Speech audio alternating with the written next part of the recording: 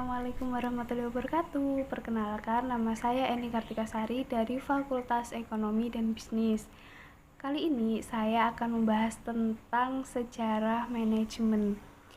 Teman-teman, apa sih manajemen itu?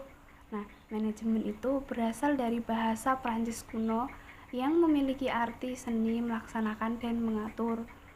Sedangkan manajemen sendiri adalah cabang dari ilmu sosial. Semua ilmu dari cabang ilmu sosial pasti mengalami perkembangan. Hal ini terjadi karena ilmu sosial bersifat dinamis, yaitu selalu mengikuti perkembangan zaman. Beberapa orang mendeteksi aktivitas mirip manajemen di masa pra-modern akhir. Pada akhir abad 19, pelaku ekonomi marginal Alfred Marshall and Lyon Wallace dan lainnya memperkenalkan lapisan baru yang kompleks ke teori manajemen. Mendekati akhir abad ke-20, manajemen terdiri dari beberapa bidang terpisah. Adapun fungsi dan prinsip dari manajemen. Prinsip merupakan dasar dari ilmu manajemen, namun tidak bersifat mutlak karena prinsip bukanlah umum atau bersifat fleksibel.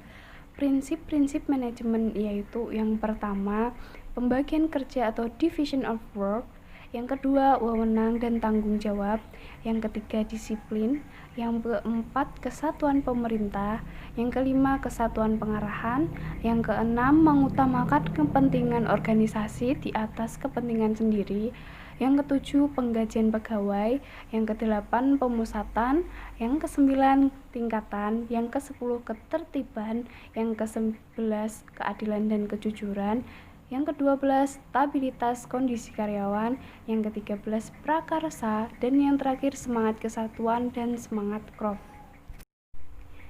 Selanjutnya, fungsi dari manajemen. Fungsi dari manajemen ada 4, yaitu perencanaan, pengorganisasian, pengerakan, dan pengawasan. Sedangkan pengertian dari fungsi manajemen adalah elemen-elemen dasar yang akan selalu ada dan melekat di dalam proses manajemen yang akan dijadikan acuan oleh manajer. Dalam melaksanakan kegiatan untuk mencapai tujuan. Sedangkan sarana manajemen adalah untuk mencapai tujuan yang telah ditentukan, diperlukan alat-alat sarana atau tools. Toolsmen yaitu seperti money, materials, machines, method, and markets yang merupakan syarat suatu usaha untuk mencapai hasil yang ditetapkan. Tools itu tersebut dikenal dengan 6M.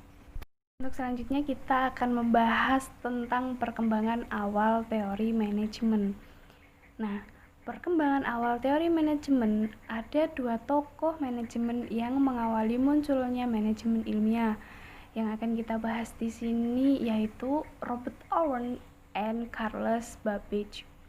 Pada tahun 1771 sampai 1858, Robert Owen pada mulanya tahun 1800-an, dia seorang manajer beberapa pabrik pemintalan kapas di New Lanark, Skotlandia. Sedangkan tahun 1792 sampai 1871,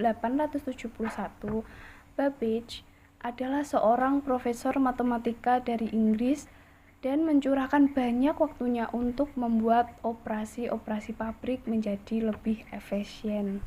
Oke, next untuk selanjutnya yaitu administrasi umum. Administrasi umum adalah pandangan manajemen dari sudut pandang organisasi keseluruhan, atau lebih menitik beratkan apa yang dikerjakan manajer dan praktik-praktik manajemen yang baik. Adapun aliran-aliran dari manajemen. Aliran-aliran dari manajemen dibagi menjadi 4 aliran, yaitu yang pertama aliran klasik atau aliran yang akan dibagi menjadi 2 aliran lagi, yaitu aliran manajemen ilmiah dan terorganisasi klasik. Yang kedua, aliran hubungan manusiawi atau sering disebut dengan aliran neoklasik. Yang ketiga, aliran manajemen modern, dan yang terakhir, aliran klasik. Oke, lanjut. Nah, dari semua materi yang di atas adalah pembagian dari pendekatan-pendekatan manajemen sebagai gambaran yang terbatas mengenai manajemen. Dari semua hal yang kita pelajari tadi, dapat kita ambil kesimpulannya, yaitu yang pertama, pendekatan klasik adalah kajian dari sebuah manajemen. Yang kedua, yaitu pendekatan kuantitatif. Pendekatan ini melibatkan penggunaan statistika, model-model optimasi, model-model informasi, simulasi komputer, dan berbagai teknik kuantitatif lainnya. Yang terakhir, pendekatan kontemporer. Pendekatan kontemporer memiliki dua pendekatan, yaitu kesisteman dan situasional. Keduanya memiliki bagian dari arus perubahan tersebut. Oke, sampai di sini penjelasan saya tentang sejarah manajemen. Semoga bermanfaat untuk kalian. Terima kasih. Wassalamualaikum warahmatullahi wabarakatuh.